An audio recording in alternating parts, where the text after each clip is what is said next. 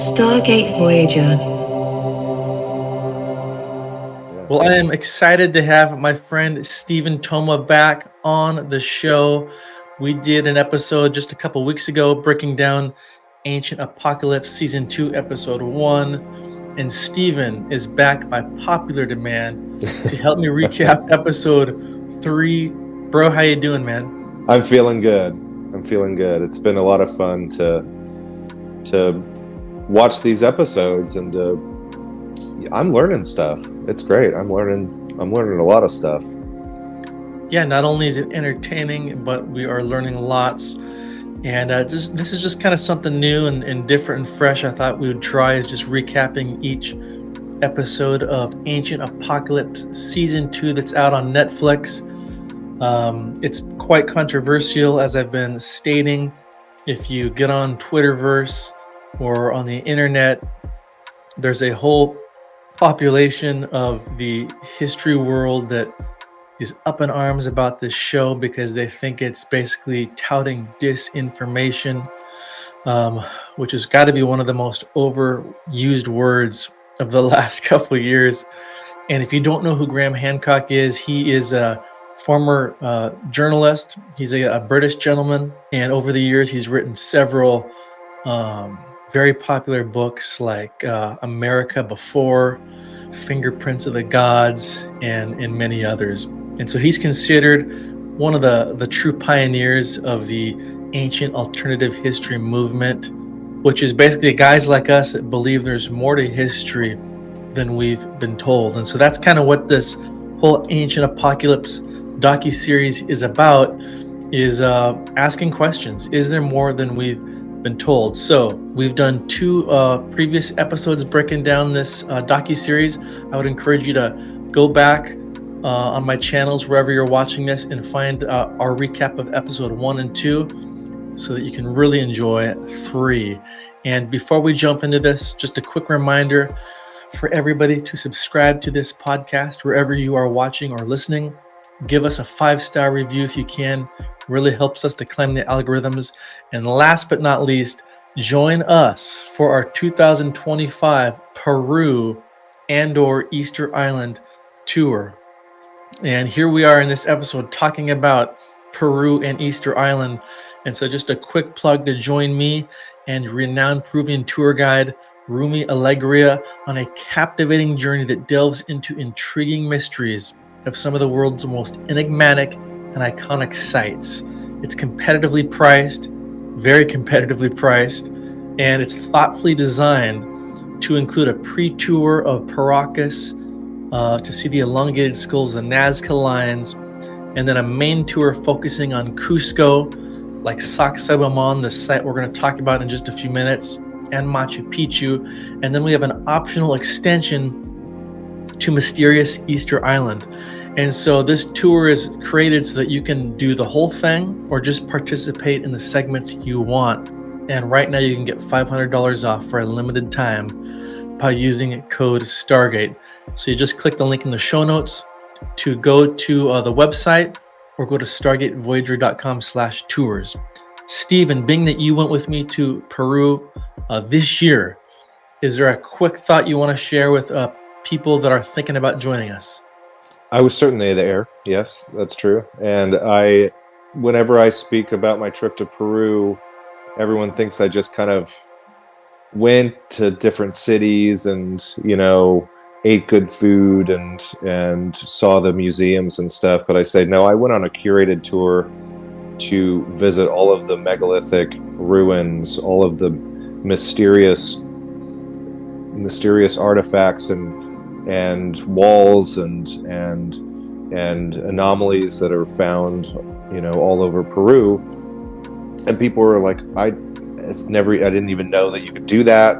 That sounds amazing. And it's triggered me personally to if I ever, when I travel again, it's got to include some sort of megalithic ancient component to it. If I go to Japan, I got to see the stuff there. If I go to Cambodia, if I go to obviously Egypt, but it's changed my life. It's changed the way I travel. Life-changing, Derek. It's life-changing.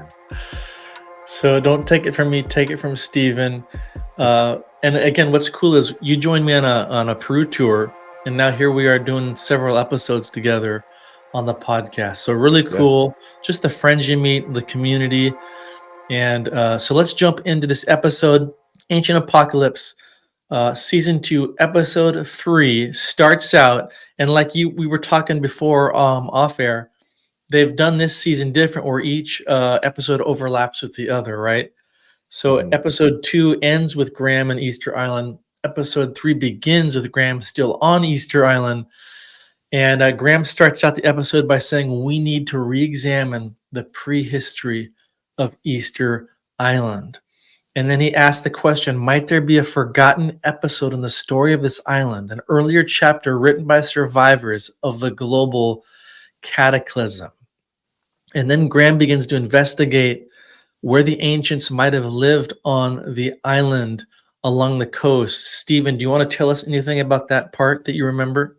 So they lived like we do all over the world. They lived on the coast and then experienced up to 400 feet of sea level rise, which, they must have put they must have put at least, plenty of the moai up at the top of the mountain, at the top of the hill.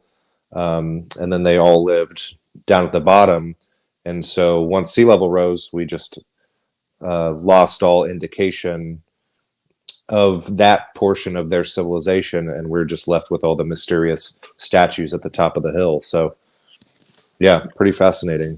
Yeah, so Graham theorizes if the ancients lived near the coastline and the island was much larger, this means theoretically the island could have supported a much more larger population, which Yeah. might explain this massive building project they pulled off. Hmm. And then he jumps into the Rapa Nui legends, which I always find fascinating. I love hearing the ancient oral traditions of how their great founder, this King Ahota Matua, brought something special with him from that far off land of Hiva, which is a written language. Stephen, tell us about this written language. Didn't they say it's too complicated to be letters, and so it's kind of more along the lines of a hieroglyph, or a pictoglyph, where it's made up of pictures, and they can kind of, the experts have a understanding of how it's read, and some of the concepts possibly behind the artifacts that remain, but it's still a mystery. It's still, they can't quite decipher what it says, but it's a big contradiction to what we know about Easter Island and the population there, that any sort of written language takes a long time to iron out the details, takes a big population in order to encourage something like that, and a high level of intellect over a long period of time that allows them to kind of put something like that together. So language kind of stands alone as this anomaly because it's very complicated based on, compared to the population of the island and how long they were there. So This written language is known as the Rongorongo tablet, Rongorongo, yeah. and it's like hieroglyphs embedded on these wooden tablets. But Graham points out these are likely copies of copies passed down over the generations, and through the ages, the originals were lost to history, and therefore the ability to read these mysterious tablets was lost. So all that's left are some memories and songs that some of the elders have that are connected to some of these symbols, but to actually read it, no Mm-hmm. one's been able to break the code. So Graham then wonders, or he says, we should consider the possibility that the script was first brought to Easter Island in remote prehistory, not just 1,000 years ago, and from the original explorers who were said to have come from a much larger land off the Pacific called Hiva. And Heba, yeah. so he connects the dots to, if this lost language was brought by prehistory megalithic builders, were the Moai also the product of a lost civilization? So that was fascinating. And then next he Mm-hmm. goes to this Ahu Vanapu megalithic wall. What were your thoughts on that? Well, based on all of the things that we saw all across Peru, and when we popped over to Bolivia for the day, um, that sort of wall construction, still baffles our tour guides. It baffles us. Anybody that takes a closer look at some of these mortarless, multi-ton stone walls, just they don't know how they were put together, and there's no, and what was neat that they spoke about, that Graham mentioned, that the the seams between the stones were so thin that they're unable to get any sort of organic remains in order sort of to test the wall. And I assume that that's the problem all over the world, that these walls were built so precisely that nothing else is able to fit in between them, and it makes it difficult for us to be able to put a date to them. So yeah, Graham is looking at this uh, Ahu wall, which is made of basalt. So that's a much stronger material than the tuff that the Right. volcanic tuff that the statues themselves are made of. That's softer. And so Graham points out that this megalithic wall called Ahu is quite superior in its engineering compared to these other platforms, which look like walls Yeah. that a lot of the Moai are standing on, right? Those are archaic. They're not mortarless. You can see it's just like big stones kind of packed together, and they even have some recycled Moai heads in there as stones. Mm. To where this is just like you'd see in Cusco, and then it's even got the small interlocking block in the center, Right. which is kind of like a signature of the megalithic engineers. So I cannot wait to see this wall when we go to Peru Mm-hmm. this May, and I mean Easter Island, and I hope you guys will join me. Before we leave Easter Island, I wanted to point out something else I found in some of my studies. Let's You hear know, it. the first explorers to Easter Island were Dutch explorers named Jacob Roggeveen, and that was in 1722. And so he was originally on his way to find the fabled land called Terra Australis. Instead, he finds Easter Island, which he named that because his ship landed there on Easter Sunday, April Yeah. 5th of 1722. Obviously, we know the Polynesian name for it is Rapa Nui. But it's interesting. I love reading old, undoctored reports by these explorers. So Roggeveen, in his journals, he reported seeing what he called 3,000 natives covered in tattoos, body paint, feathers, and ears so long that they hung down as far as their shoulders. And these 3,000 natives, he said, were performing strange ritual type worship around fire in front of the giant statues. And imagine that scene, right? You're the first explorer to this island, and this is what you see, this strange ceremonial worship in front of these massive statues. But then there was something else that Roggeveen documented, which I find very fascinating. He writes about how the giant Moai statues were served by what he called a priesthood of very large looking men who he said, quote, had remarkably white skin, long ears, and red hair, while Hmm. the rest of the population appeared to be of a mixed descent and did not venerate the statues as the priests did. Isn't that crazy? Yeah. What I mean, that kind of ties into Incas, right? They were confused as conquistadors. Right. The conquistadors they thought were these, bringers of civilization back. They've come back. Yeah, there was also reports I found of missionaries who were on the island in the 1800s. One of them had some writings. His name was Father Gaspard Zumbaum, and he documented that, and this was in the 1800s, that in the former times, these high priests, so he wrote about these high priests as well. He said the high priests ate children in the name of their god Make. Mm. And then excavations on the landward side of Ahu Nanao revealed the charred human bones from cannibalistic rituals. My point in sharing this is based on some of these reports from Roggeveen and these missionaries, we have multiple accounts of this class of priests who are almost described again as different than the main population. And again, Roggeveen describes them as very large with white skin, long ears, and red hair, and they appear to be cannibalistic. So pretty crazy history about Rapa Nui, and I think there's so much more here than we've been told. I wrote a 3-piece investigative series on StargateVoyager.com that you can go there and just type in Easter Island and it'll pop up, and it's got all of these crazy things I found from reading these ship logs of explorers. So that was the Easter Island part. Stephen, anything else you want to say about Easter Island before we leave and go to where Graham traveled next? No, but I think it's cool that you're diving deep and finding these firsthand accounts.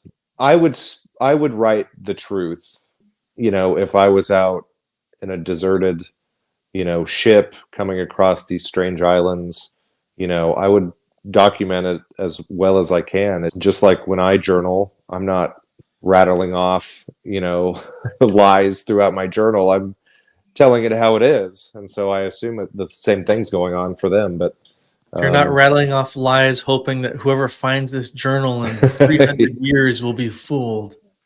So next, Graham travels from Easter Island to the Peruvian coast to see the giant geoglyph known as the Candelabra.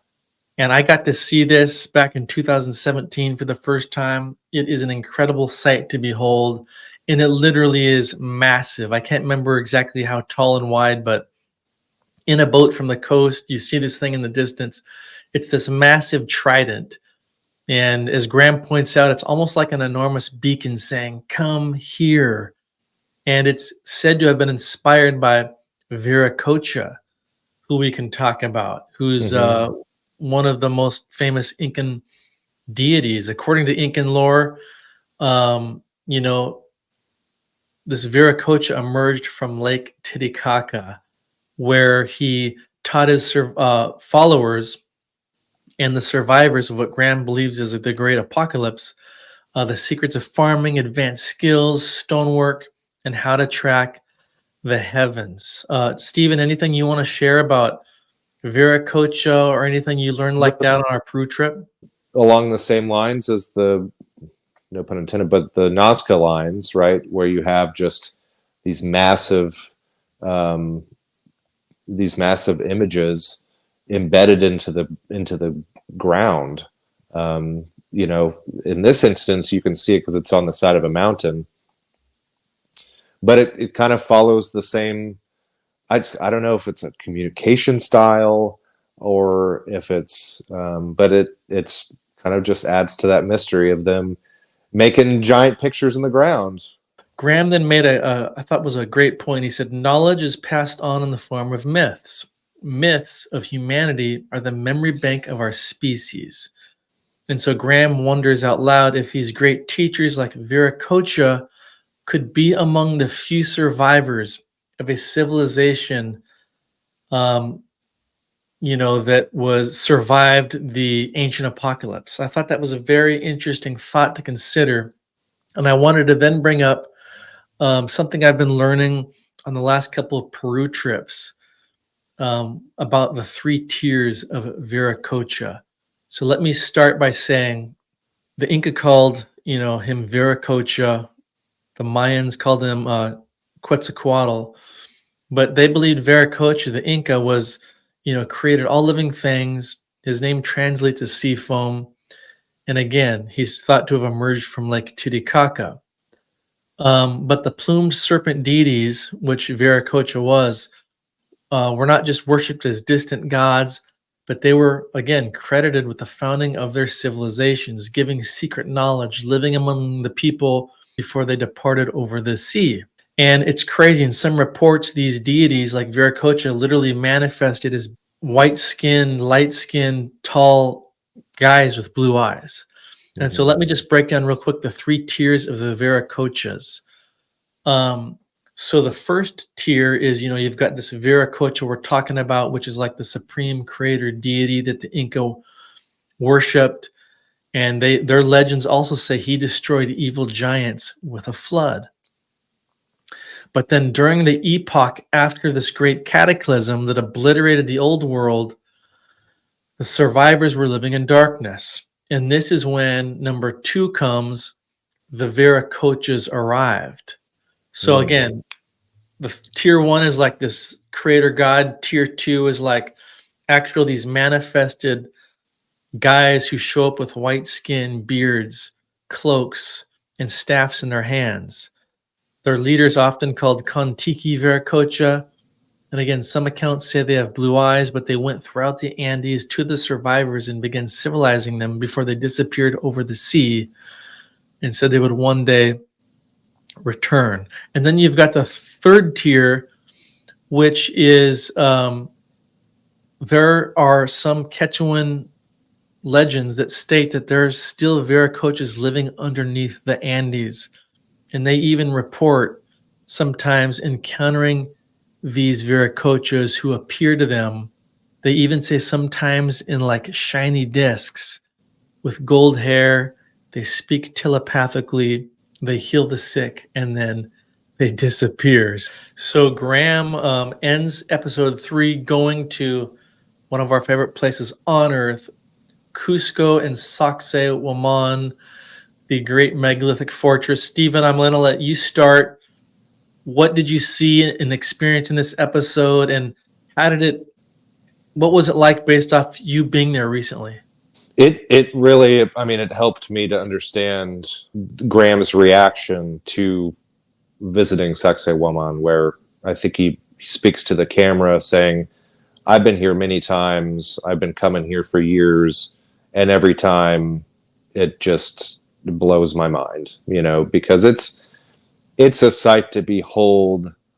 I mean, it's exquisite in pictures, but actually being there and seeing just how massive the site is, the zigzagged megalithic walls are just pretty much one of a kind. I mean, you don't see stones that big that are fashioned in that way.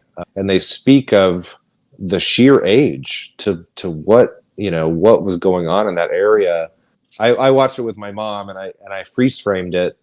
I paused it and I said, look, you see the ancient stones of Sacsayhuaman, but then you see areas where there's missing stones, and there's been repairs, presumably by the Incans that occupied the place, with the rough smaller stones and the mud mortar. So it's hard for us to determine, did the Incas build this, but why did they make the repairs in such a crude fashion instead of throwing up the big stones again? And so the comparison, and that was a big theme of our trip, was to kind of see the comparisons, especially up in Machu Picchu, where it's a vast and intricate and beautiful Incan site, but there's remnants of unexplained mortarless stone structures up there, especially at the top, with 100-ton blocks that are just up there, and that gives the extended timeline that us megalithic chasers are hungry for, right? But Sacsayhuaman, there's areas where those big, wild, huge stone walls are repaired with smaller megalithic mortarless stone. That there's areas where they've needed to repair that ancient giant wall with other mysterious building style, which is kind of the flatter, the smaller stone, but it's still kind of cut to fit it still has no space in between the stones. Like Graham says, it almost appears like they've been melted together. Yet when you get up close to them, I can assure you they are each individual blocks. Sometimes when I post videos or pictures, people will say that's just really one big blob that they've kind of just etched to look like individual. No, they're Yeah. individual. And some of these blocks are 120 plus tons. And that's just what you see above ground. Some of them go 20 feet under, all of them go 20 feet underground. So these are massive in scale. And according to the mainstream timeline narrative, Sacsayhuaman was built in 1440 by the Inca Emperor Pachacuti. These feel and look way more ancient. And so Graham himself states, it doesn't make sense that these massive walls could have been made by the Inca with their cruder stone tools. No, he didn't say crude. That's my word. I got to give Graham props. You can tell he's doing everything possible to share both sides. So, like, obviously, he always ends on the alternative side, which is he believes have got to be older. Yet he's interviewing this. I don't know if he was an archaeologist, but the expert at Sacsayhuaman, who was basically touting the mainstream narrative. When Graham asked him, that's exactly what he said. This is built in 1440 and by this Inca emperor. Yeah. And so he's trying to give well-rounded information so people can decide for themselves. But it was interesting. Did you notice that by the end of talking with that guy, he got him to admit that there was lost technology and that this might be way older? Yeah.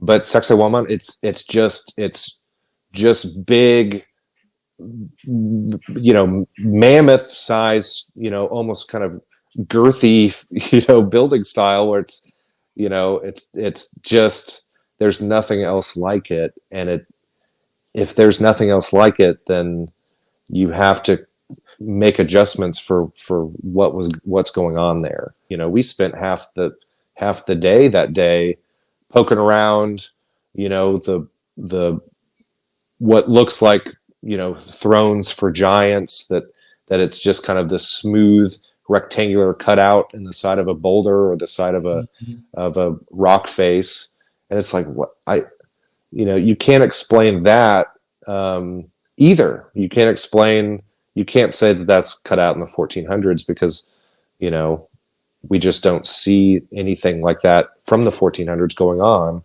But that whole site, Sacsayhuaman, what a wild place. Being there, I was able to see the stuff that isn't usually covered, right? Across the field from the famous walls is just that odd natural formation of the curved stone that looks like they're rolling hills.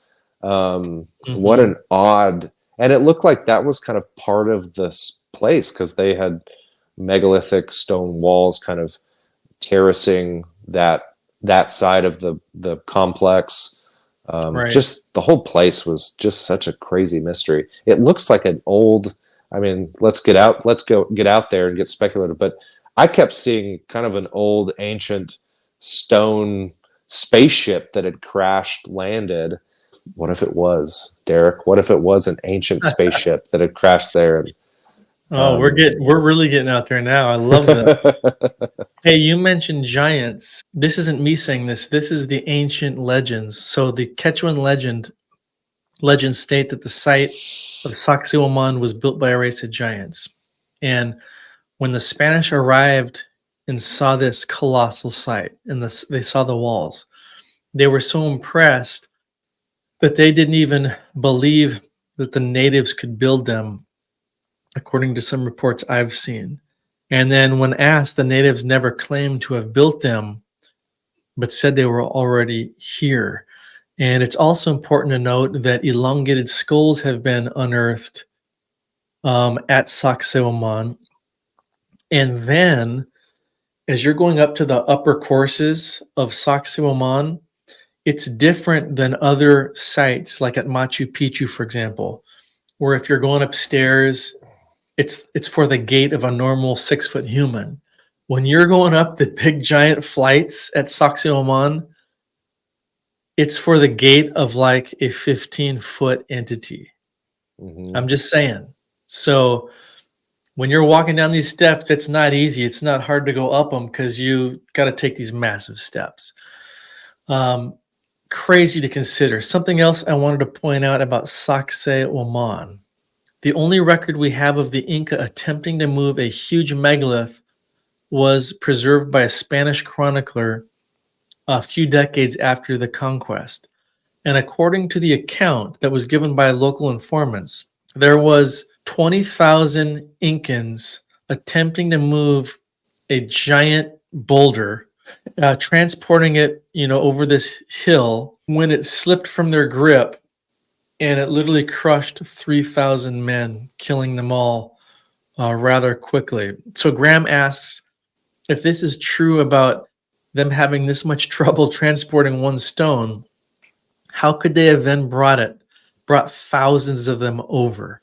Hmm. And something I got to point out is, even if you do think they could transport them, you know, thousands of megaton blocks, some that weigh 100 tons, and you need a literal army to haul them.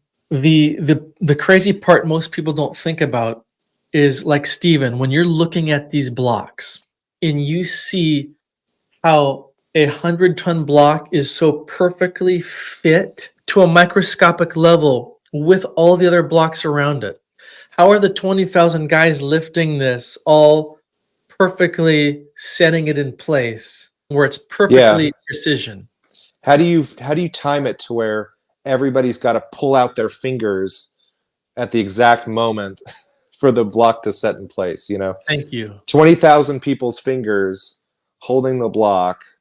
Someone's got to be like, okay, 3, 2, 1, all the fingers out, and then, or else you would have had the same tragedy. Just thousands of people lost all their fingers.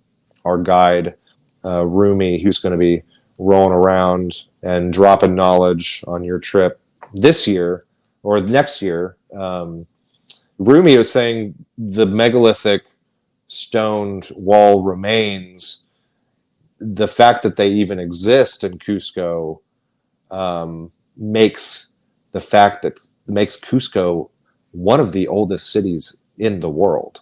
I love that fact. That I didn't know when I joined up for the trip earlier this year that I would be going to possibly one of the oldest cities in the world, just based on what remains there. Yeah, great point, because the whole city is literally built on these megalithic foundations. And that brings me back to Sacsayhuaman, where Graham theorizes, was the Inca emperor who gets the credit for building Sacsayhuaman in 1440 actually just supervising the building of a project on top of the already megalithic walls that were there? Because when you go to the top of the site, you see the circle Mm-hmm. that's up there, and you can clearly see that is an inferior construction method. It's smaller, rough stones. It doesn't at all match the megalithic precision stones underneath on the other layers. It clearly was put up there later. And I loved the 3D rendering they had of what Oh yeah. Mm-hmm. Sacsayhuaman likely looked like during the time of the Inca. And I think it was pretty accurate.